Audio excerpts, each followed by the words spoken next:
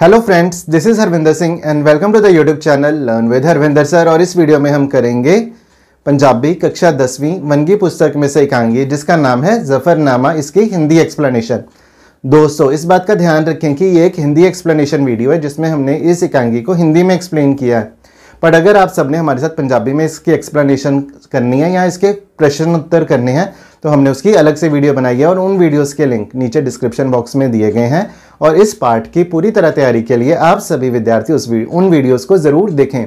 और अगर अभी तक आप सबने YouTube channel learn with Harvinder sir को सब्सक्राइब नहीं किया तो चैनल को सब्सक्राइब ज़रूर करें ताकि नए वीडियोस आप सभी तक समय पर पहुंच सके। और शुरू करते हैं। तो दोस्तों, सबसे पहले हमें एकांगी का अर्थ पता होना चाहिए। जो एकांगी शब्द है वो दो शब्दों को जोड़ के बना है, एक और अंग, जिसका मतलब है कि जो एकांगी है वो एक अंग वाला छोटा सा नाटक होता है। और जफरनामा का क्या अर्थ होता है? जफरनामा का अर्थ होता है जीत की चिट्ठी या जीत का पत्र। तो हुआ क्या था कि 1705 ईस्वी में श्री गुरु गोविंद सिंह जी ने औरंगजेब को फारसी में एक पत्र लिखा था जिसमें औरंगजेब को उसके बुरे कर्मों के लिए लानतें पाई थी। तो उस खत को जफरनामा कहा जाता है।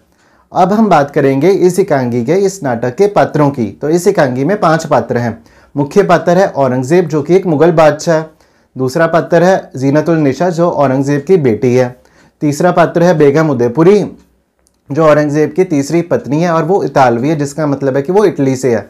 चौथा पात्र है असद खान जो कि औरंगजेब का आला अहलकार है, बड़ा अधिकारी है और दिली दोस्त भी है। 5वां पात्र है शाही हकीम जो औरंगजेब को दवा देता है।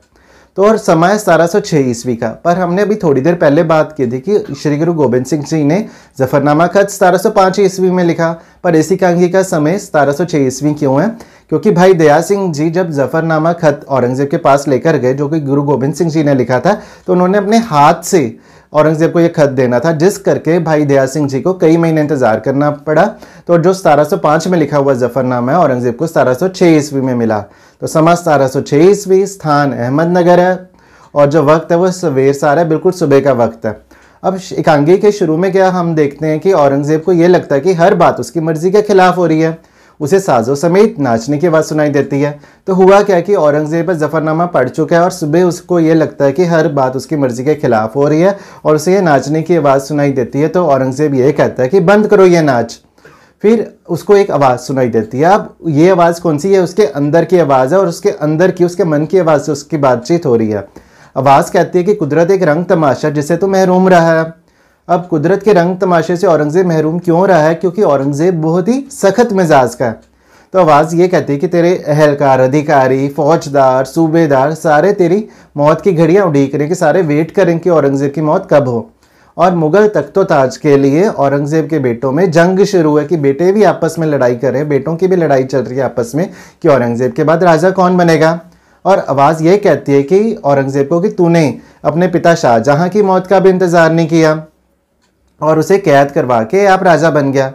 तो औरंगजेब ये कहता है कि मुझे हुकूमत की हवस ने अंधा किया हुआ था पर मैं अपने मन का चैन गवा बैठा हूँ। तो आवाज़ कहती है कि तूने पूरे 50 साल प्रजा के मन का चैन खोया, अब तेरे चैन की कौन परवाह करता है।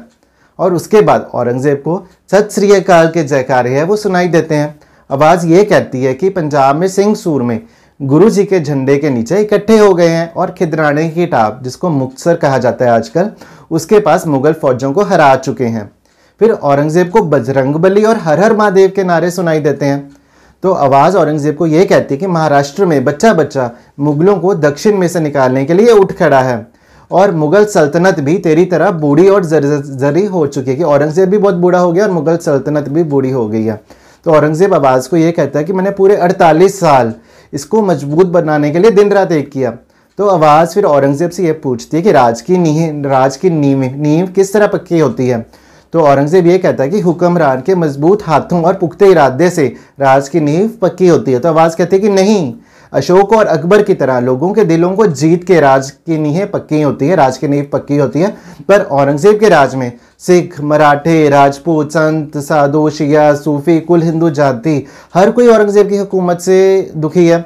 तो औरंगजेब ये सारी बातें सुन के गिरने लगता है और बाद में उसकी बेटी जीनत आ जाती है और औरंगजेब गिरते गिरते ये कह रहा होता है कि मुझे ना मारो, मैं दुख और गम में पहले ही मरा हुआ हूँ। तो जीनत आके कहती है अब्बा जान मैं आपकी बेटी जीनत। तो औरंगजेब को वो कहते हैं कि नमाज का टाइम हो गया है और आप हमेशा समय से ही नमाज पढ़ते हो। तो औरंगज़ेब अपनी बेटी जीनत को कहता है कि तू मुझे मस्जिद ले जा। और बाद में क्या होता है कि औरंगज़ेब और जीनत है मस्जिद चले जाते हैं और बाद में कमरे में बेगम उदयपुरी और शाही हकीम आते हैं। बेगम उदयपुरी औरंगज़ेब की तीसरी पत्नी है, वो इतालवी है, वो इटली से है और शहज़ादा कामबख्श की वो माँ है। तो थोड़ी देर बाद असद खान भी आ जाता है जो कि औरंगज़ेब का आला एहलकार है और दिली दोस्त भी है। और इसके बाद क्या होता है कि वो तीनों कि शाही हकीम, बेगम उदयपुरी और असद खान औरंगज़ेब के सेहत के बारे में बातें कर रहे होते हैं। तो थोड़ी देर बाद औरंगज़ेब है जीनत के साथ मस्जिद से वापस आ जाता है। तो औरंगज़ेब का बहुत शक्की मिजाज है, तो उसे लगता है कि उसके खिलाफ साजिश हो रही है। तो औरंगज़ेब कहता है कि क्या साजिश हो रही है मेरे खिलाफ। तो असद खान औरंगज़ेब को ये बताता है कि जीनत ने मुझे संदेशा भेजा था कि जहाँ पना औरंगज़ेब की तबीयत खराब है। तो उसके बाद औरंगज़ेब अपनी बेटी से बहुत खुश है और वो कहता है कि ये पिछले 30 सालों से मेरी सेवा कर रही है और खुदा हर किसी को ऐसी बेटी दे। तो उसके बाद शाही हकीम औरंगज़ेब को दवाई देता है और औरंगज़ेब का शक्की मिजाज है, तो वो हकीम को कहता है पहले खुद तो दवाई खा के दिखा। तो बेगम उदयपुरी को औरंगज़ेब कहता है कि आप आराम करो और जीनत को कहता है कि गर्म पानी मंगवाओ। तो औरंगज़ेब सबको ऐसे क्यों कह रहा है, सबको बाहर क्यों भेज रहा है, क्योंकि उसने असद खान से कोई दिल की बात करनी है। तो सारे चले जाते हैं। अब औरंगज़ेब और असद खान ही कमरे में है। अब औरंगज़ेब असद खान से बातें करता है और उसे कहता है कि तू मेरा एहलकार ही नहीं, अधिकारी ही नहीं, दिली दोस्त भी है। फिर उसको सारी बात बताता है कि पंजाब से भाई दया सिंह जी आए थे, तो उन्होंने गुरु गोबिंद सिंह जी का खत दिया था। तो असद खान कहता है कि भाई दया सिंह जी को तो कई महीने इंतज़ार करना पड़ा था। तो औरंगज़ेब ये कहता है कि उन्होंने अपने हाथों से ये खत, श्री गुरु गोबिंद सिंह जी का लिखा खत मुझे देना था, तो इसलिए उन्होंने इंतज़ार किया। तो असद खान श्री गुरु गोबिंद सिंह जी के बारे कहता है कि वो तो बहुत अजमत वाले पीर हैं।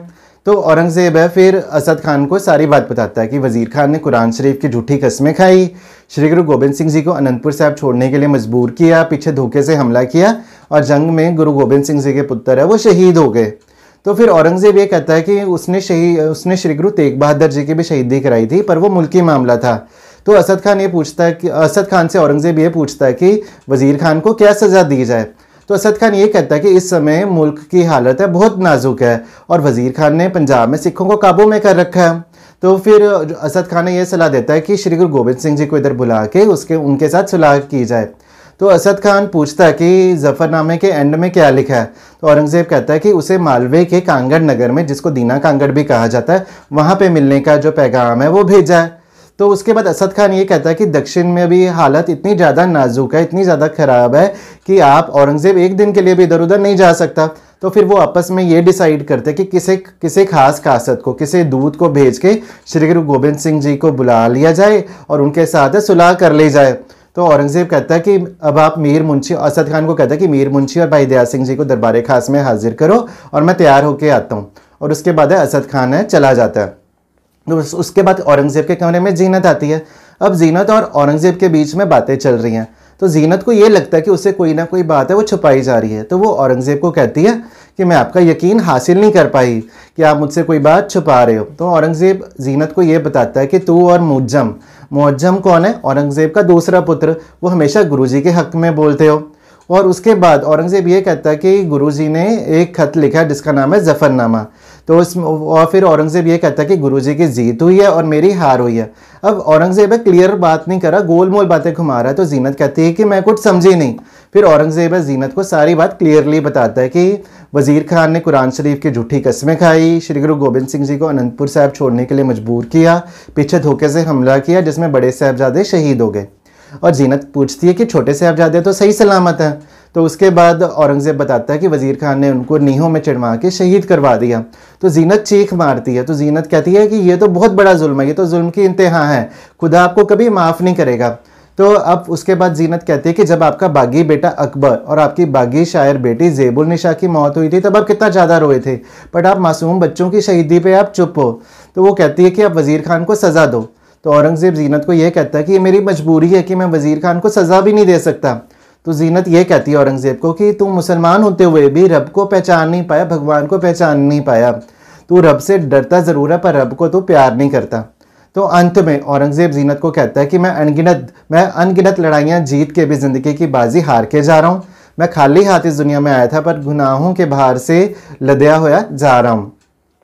तो उसके बाद मैं अपने बेटों के लिए वसीयत लिखना चाहता हूँ, बेटी जीनत मेरी मदद कर। तो इस तरह औरंगज़ेब जीनत को ये कहता है और उसके बाद जो ये एकांगी है वो ख़त्म हो जाती है।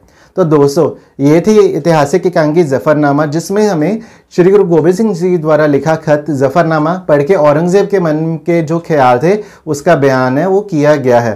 तो मुझे पूरी उम्मीद है कि आप सबको ये एकांगी बहुत ही अच्छी तरह समझ आ गई होगी। अगले वीडियो में हम इस एकांगी के प्रश्न उत्तर करेंगे।